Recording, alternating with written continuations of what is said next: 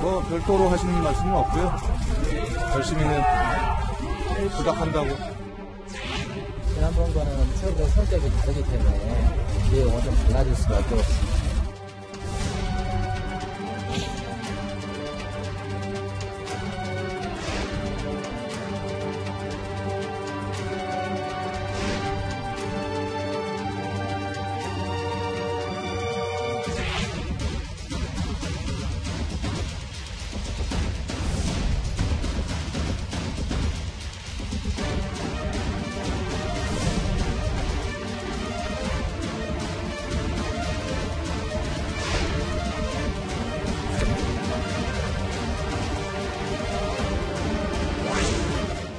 이게 사실 얼마나 나라가 시끄러워졌습니까? 그래서 이제는 서로 합의 이혼하자.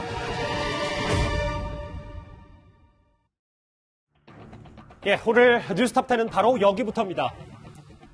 윤석열 총장에 대한 정직 2달 처분을 일시적으로 정지할지를 결정하는 법원의 신문이 오늘 오후 2시부터 2시간이 넘게 진행이 됐습니다. 조금 전에 끝이 났는데요. 이 얘기부터 좀 해봐야 될 것 같습니다. 비현정 의원. 네. 지난번에 제가 기억하기로는 1시간이 좀 넘었는데 오늘은 2시간이 넘었다. 지난번 그 직무 배제 판단과는 좀 무게감이 다르다 이렇게 봐도 되는 겁니까? 일단 지금 행정 12부 홍순욱 부장판사가 오늘 심리를 주도를 했는데요. 보통 이제 이렇게 집행정지 관련된 신문 같은 경우에 이제 변호인 측, 그다음에 법무부 측 양측에서 한 30분 정도의 자기 입장을 필요를 합니다. 그리고 이후에는 이제 재판장이 궁금한 점들을 이제 질문하고 응답하는 이런 수준으로 진행이 되는데요. 아시겠지만 지난번에 조면 부장판사가 했던 것은 70분 만에 끝났는데 이번에는 2시간을 했는데도 불구하고 지금 24일 날 오후 3시로 또 속행을 잡았지 않습니까? 네. 굉장히 이례적인 저는 조치입니다. 왜냐하면 사실 이제 대부분의 자료들이 다 제출되어 있기 때문에 법정 공방 같은 경우는 사실은 이게 집행정지 차원에서는 아마 이제 판사가 그 자료를 보고 판단하는 수준인데 굳이 예를 들어 다시 한 번 더 연다는 것은 그만큼 이번 사안이 지난번과는 달리 굉장히 좀 복잡하다는 것이고요. 그 복잡하다는 것은 뭐 그동안 저희가 누차 이야기 들었지만 지난번과는 달리 이게 징계 절차를 밟았고 대통령이 사인까지 한 그런 상황 아니겠습니까? 더군다나 이제 오늘 이제 그 변호인 측에서 하는 이야기가 많은 자료들이 처음 보는 자료가 많이 제출됐다는 거예요. 그런 부분에 대한 또 여러 가지 심리를 해야 될 그런 가능성이 있기 때문에 일단 연기가 됐는데 모르겠습니다. 지금 이제 25일 날 크리스마스도 있고 해서 아마 결정은 그 다음 주가 되지 않을까라는 생각도 듭니다. 아, 그러니까 모레 속행이 돼도 뭐 그 당일에 나지 않는 이상 다음 주로 윤 총장의 운명이 결정될 확률이 높다. 뭐 이런 결정을 쓸 수 있는 시간적인 여유가 필요하고 그렇다면 아마 주말을 지나서 뭐 그 다음 주 정도에 하지 않겠나 싶습니다. 다음 주 초쯤에 결론이 날 수 있다. 서정욱 변호사님. 제가 좀 주목했던 건 이 부분이거든요. 모레 그러니까 24일 오후 3시에 다시 한번 신문을 연다. 이게 이례적인 거잖아요. 이게 긴급한 판단을 요구하는 이 집행정지 이 신청이기 때문에 이렇게 미뤄진 게 누구 쪽에 좀 더 유리하다고 봐야 되는 겁니까? 결국 저도 이제 그 변호사 20년 이상 하고 그리고 이제 대학에서 행정법을 가르쳤거든요. 근데 제가 평생 처음 봅니다. 왜냐하면 이게 집행정지는 긴급한 필요이기 때문에 한 번에 심리를 하거든요.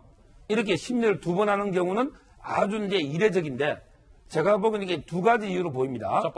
첫 번째는 이제 이번에 집행정지는 본안까지 겸하고 있어요. 뭐냐면 이제 집행정지에서 승부는 결정납니다. 나중에 2개월 지나면 본안은 의미가 없잖아요. 이런 걸 이게 자체 완결적 집행정지랍니다. 우리 판례가. 뭐냐면 집행정지 이기면 이기는 겁니다. 최종적으로. 그래서 이제 그 판사가 집행정지의 요건은 회복하기 어려운 손해. 그 다음에 중대한 공공법리잖아요. 근데 이번에는 그 플러스 그 본안 심리까지 심사를 하거든요. 그래서 이제 첫째 늦어지는 게 하나 있고 본안까지 요소를 따져본다는 거죠. 한 번에 2가지 판단을 다 해야 되기 때문에. 집행정지의 요건 플러스 본안 심리까지 한다. 왜? 본안 재판하고 겸하기 때문에. 그 다음에 2번째는 바로 이제 그 자료 제출 문제입니다. 법무부 측에서 중요 자료는 이게 복사 안 해준 게 너무 많아요. 오늘 이게 새로운 자료를 많이 내가지고 변호인 측은 처음 봤거든요. 그러니까 이제 판사 입장에서는 공정한 기회를 주기 위해서 자료를 복사해서 다시 내일 모레 반박할 기회를 주는 이런 이제 두 가지 측면 때문에 좀 연기됐다 보고 예. 따라서 이걸 가지고 어느 측에 유리하다 이렇게 단정적으로 보기는 어렵다 이래 보입니다. 아마 이례적으로 한 번 더 열었다고 해서 이게 뭐 앞으로 법무부 측이나 혹은 윤 총장 측에 누구 쪽에 더 유리하다고 단언할 수는 없다 뭐 이런 말씀이십니다. 알겠습니다. 윤석열 총장은 오늘 집행정지 신문에도 역시 불참을 했습니다. 오늘 오전 양측의 변호인단 목소리 한번 들어보겠습니다. 총장님께서 하신 말씀 있으세요? 뭐 별도로 하시는 말씀은 없고요. 열심히 부탁한다고. 좀 몇 시간 정도 뭐 진행될 거라고 보시거나. 30분, 30분씩 예정돼 있고요. 그보다 조금 더 돌리지 않을까 싶습니다. 재판부에 적극적으로 말씀을 드리고 끝나고 나서 또 간단하게 브리핑 드리도록 하겠습니다. 이제 재판 끝나고 나서 결론 내용은 좀 말씀드리겠습니다. 지난번과는 최근 성적이 다르기 때문에 내용은 좀 달라질 수밖에 없습니다. 검찰 독립성을 훼손한다고 주장했는데 어떻게 보시나요? 다음 얘기 드리겠습니다. 재판이 한 4시쯤 끝났고 그 양측의 또 인터뷰 내용도 있으니까 그 영상이 현장에서 들어오는 대로 저희가 전해드리도록 하겠습니다. 최 교수님, 저하고 같이 볼 화면은 이 화면이에요. 오늘 이 본인에 대한 운명이 결정될 수도 있었던 오늘 그 전날에 자택 주변에서 이제 장을 보는 모습이 포착이 됐어요. 네, 본인의 아파트에 있는 마트에 아마 가신 것 같고요. 다른 한 분과 같이 간 걸로 알려지고 있어요. 그래서 저 사진이 지금 공개가 됐는데 사실 지난번에 그 본인의 반려견과 함께 나왔던 때 입었던 옷과 똑같은 옷이에요.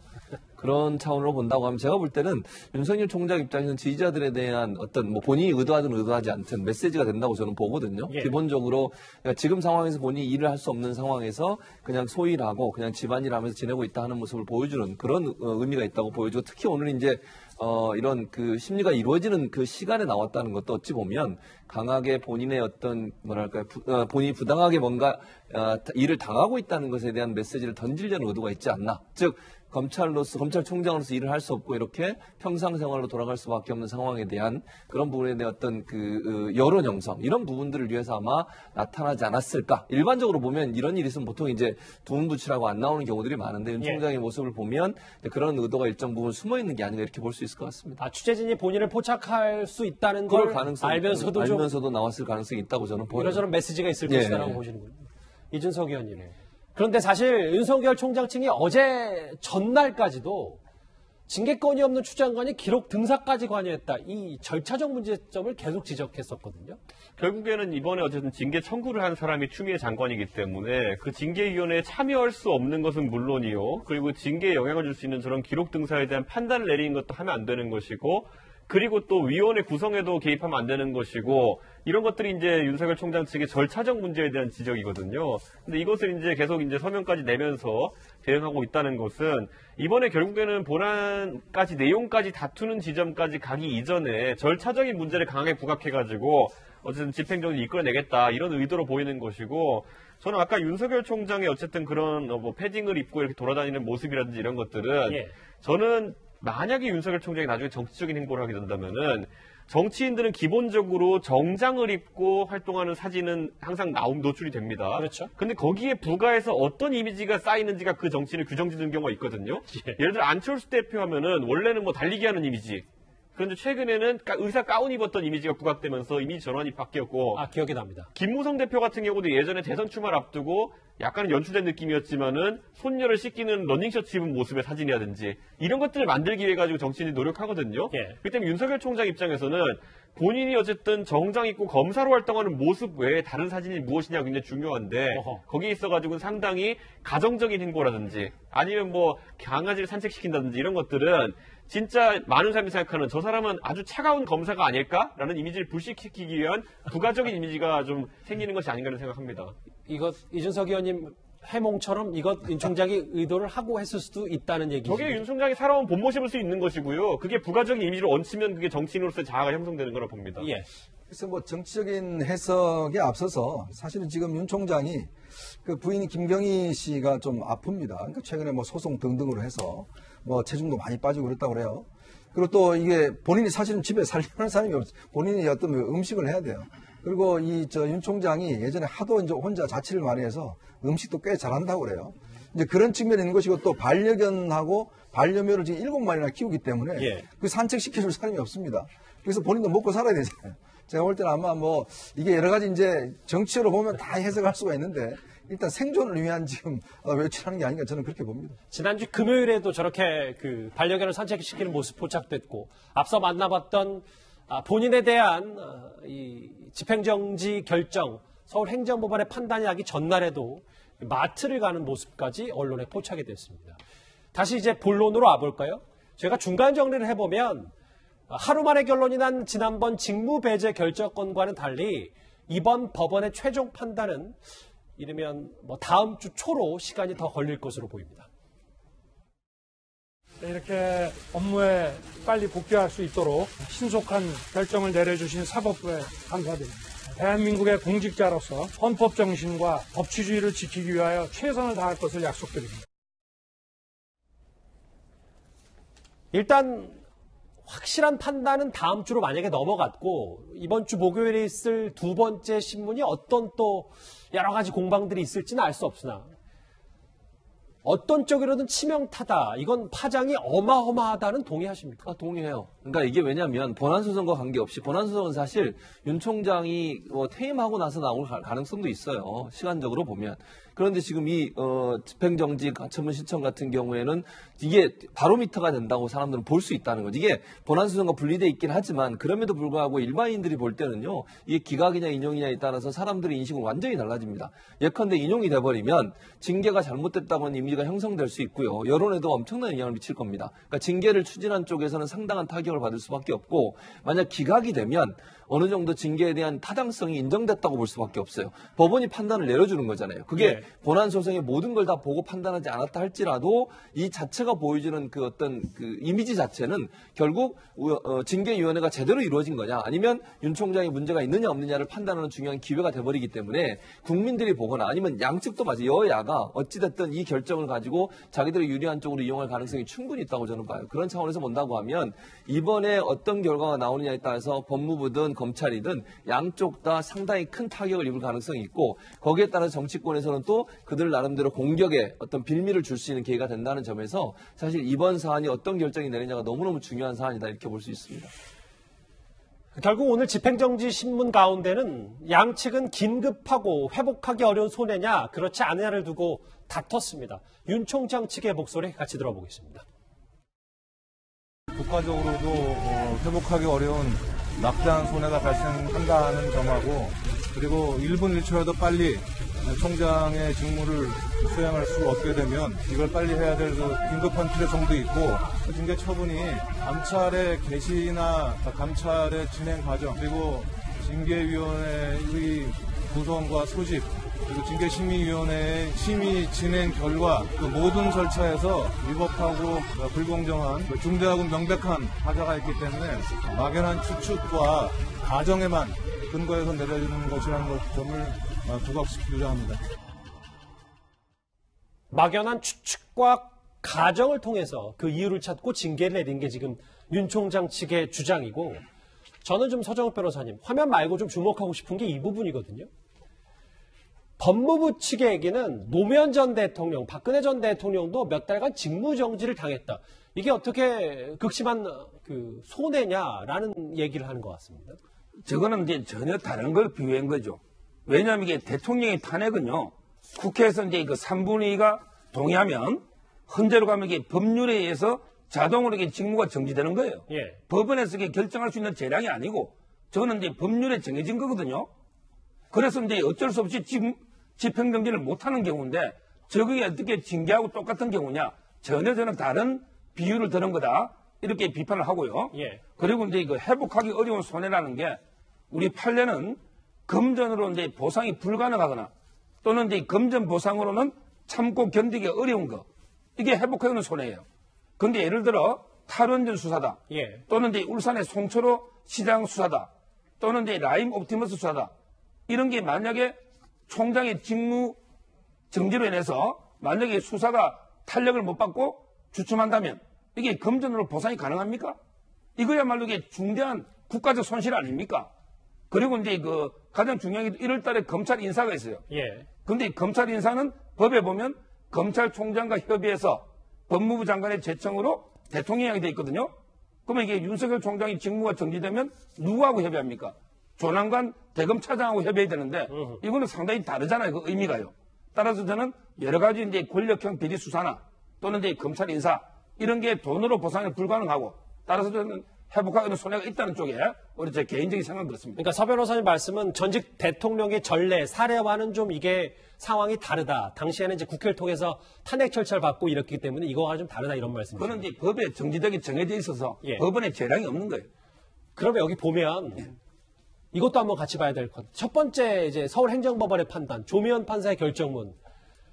사실상 해임 정직 등의 중징계 처분과 동일한 효과고 따라서 이 사건의 처분의 효력 정지를 구할 긴급한 필요성이 인정된다. 이게 꽤 지금 새로운 판사가 이걸 보기에도 이게 바탕이 돼서 판단이 될 확률도 있는 겁니까? 그런데 지역적으로는 이제 저 판결하고요. 이번 판결이 세 가지가 달라요. 예. 옛날에는 이제 그 추미애 법무부 장관이 한 거죠. 그리고 이제 그 기간에 정함이 없었고, 그리고 이제 그 징계 절차라는 게 없었다. 근데 이번에는 형식적이나마 징계 절차가 있었고, 그리고 이제 그 대통령이 재가를 했고, 예. 그리고 이제 2달의 기간 제한이 있잖아요. 이런 이제 지역적인 차이는 세 가지 있지만, 그러게 본질적으로 보면 검찰의 정치적 중립과 독립성을 몰각하는 행위. 이 점은 이게 본질은 저는 같다 봅니다. 따라서 이제 뭐 충분히 그 참고가 되고 역사적인 전범이 된다 봅니다. 알겠습니다. 일단 모레 24일에 다시 한번 신문이 이례적으로 더 열리기로 했습니다. 그런데 윤 총장의 운명이 결정될 수 있었던 오늘 청와대는 김명수 대법원장 등 5부 요인을 청와대로 초청을 했습니다. 여러분 반갑습니다. 우리 5부 요인 헌법기관장님들을 청와대에 이렇게 모신 게 지금 5번째인 것 같습니다. 요즘 이제 권력기관 개혁 문제로 여러 가지 갈등들이 많습니다. 그 점에 대해서도 우리 헌법기관장님들께서 각별히 관심을 가지고 힘을 모아주시기를 바라겠습니다. 위원정 의원님, 네. 이 얘기도 좀 중요한데 같이 좀 볼까요? 오늘 어쨌든 윤 총장의 운명이 결정될 수도 있었고 뭐 결과적으로는 그렇지 않았지만 그런데 청와대로 5부 요인 중에 대법원장을 초청한 게 좀 논란이다. 뭐가 좀 문제 소지가 있다고 보십니까? 일단 내일부터 수도권에 5인 이상 모임 금지가 있지 않습니까? 물론 뭐 사적 모임이겠지만 그러나 그 전날 이렇게 청와대에서 5부 요인들이 굳이 아주 긴급한 사안이 만날 이유가 있을까라는 저는 솔직히 의문이 듭니다. 뭐 코로나 극복 이야기를 했지만 지금 코로나 극복이야 뭐 다들 지금 하고 있는 거 아니겠습니까? 굳이 5부 요인들을 지금 이 시점에 청와대로 초청해서 할 수 있는 이유가 뭔가라는 의문점이 들고요. 예. 또 하나는 바로 대통령 메시지입니다. 좀 전에 그 화면에 보셨지만 대통령이 이 권력기관 개혁 문제로 여러 가지 갈등이 있다. 그리고 또 헌법기관장님들이 각별히 관심을 가져주기 바란다. 이 이야기를 했습니다. 자, 아시겠지만 여기 헌법재판소장도 왔습니다. 예. 헌법재판소 뭐가 있냐면 공수처와 관련해서 지금 공수처의 위헌 여부와 관련해서 지금 공수처 전원재판부가 이 사안을 심의를 하고 있습니다. 자, 지금 권력기관 개혁이 뭔가요? 핵심적인 내용은 공수처 설치거든요. 그럼 거기에 지금 윤함석 지금 헌법재판소장은 1인으로 참가를 하고 있습니다. 자, 그분한테 그 면전에서 이거 권력개혁 하니까 잘 알아서 하세요라고 한 이야기가 어떻게 들릴지 저는 상당히 의문스럽고요. 또 하나는 대법원장, 김명수 대법원장도 와 있습니다. 바로 오늘 지금 행정법원에 이 판결이 있지 않습니까? 물론 뭐 법관이야 다 독립되어 있다고 이야기를 하지만 예. 오늘 일단 윤석열 총장에 대한 이 심판, 내일 또 정경심 교수에 대한 또 재판이 있는 상황입니다. 자, 그런 상황에서 지금 굳이 옆에 김명수 대법원장을 앉혀서 권력기관 개편 이야기, 이 뭐냐면 지금 검찰총장과 추미애 장관의 갈등은 근본적으로 바로 권력기관 개편 문제거든요. 이 검찰개혁에 대한 문제 아니겠습니까? 자, 그 문제를 지금 그 대법원장과 헌법재판소장 앞에서 대통령이 어떤 면에서 부탁을 하는 겁니다. 뭐 이야기를 하는 거죠. 예. 저게 부탁으로 들릴지는 저는 모르겠습니다만은 과연 이 시점에 굉장히 민감한 시점에 왜 이 문제를 공식적인 석상에 이야기를 했는가라는 의문과 함께 5부 요인이 만났으면 뭔가 특별한 메시지가 있어야 되지 않습니까? 예. 근데 결론은 코로나 극복이에요. 그건 뭐 어제도 이야기가 오늘도 이야기가 똑같은 겁니다. 근데 왜 이 시점에 더군다나 국민들한테는 앞으로 모이지 말라라고 이야기하는 시점에 굳이 청와대에서 모였을까? 저는 굉장히 부적절한 모임이라고 생각이 듭니다. 알겠습니다. 여기 뭐 검찰 내부에서도 대통령이 오해 살만 행동이다. 일부 검사들이 이렇게 비판하고 있는데 이준석 의원님. 제가 좀 반대편에서 볼게요.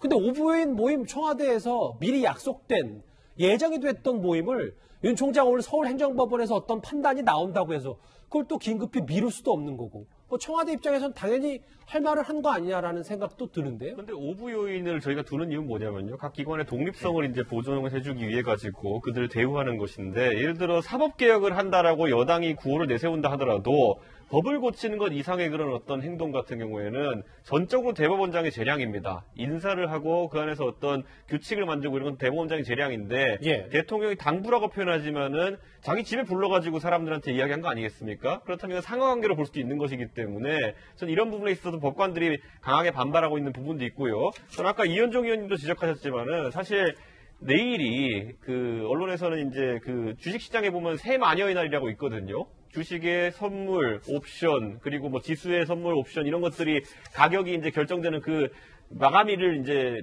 이르는 말인데, 그것처럼 내일 세 가지의 중대한 정치적인 어떤 효과가 있는 이벤트들이 있습니다. 예를 들어 변창 후보자 청문회도 있는 것이고, 아까 언급됐던 윤석열 총장에 대한 판단도 있을 수 있는 것이었고요. 예. 정경심 교수의 1심 판단도 있을 수 있는 것이었습니다. 네. 그렇다면 굉장히 정치적으로 민감한 날 전날에 굳이 이런 권력기관을 모아가지고 본인이 대통령이 원하는 바를 이렇게 하명하듯이 할 수 있는 것이냐, 여기에 대해 가지고는 부적절하다고 지적할 수밖에 없는 겁니다. 알겠습니다. 뭐 두 분의 말씀 여기까지 정리를 하고요. 일단 조금 전에 들어온 서울행정법원에서 전해진 얘기에 따르면 일단 모레인 24일 오후 3시에 윤석열 총장 직무 복귀에 관련된 신문이 다시 한번 이례적으로 열리기로 했습니다.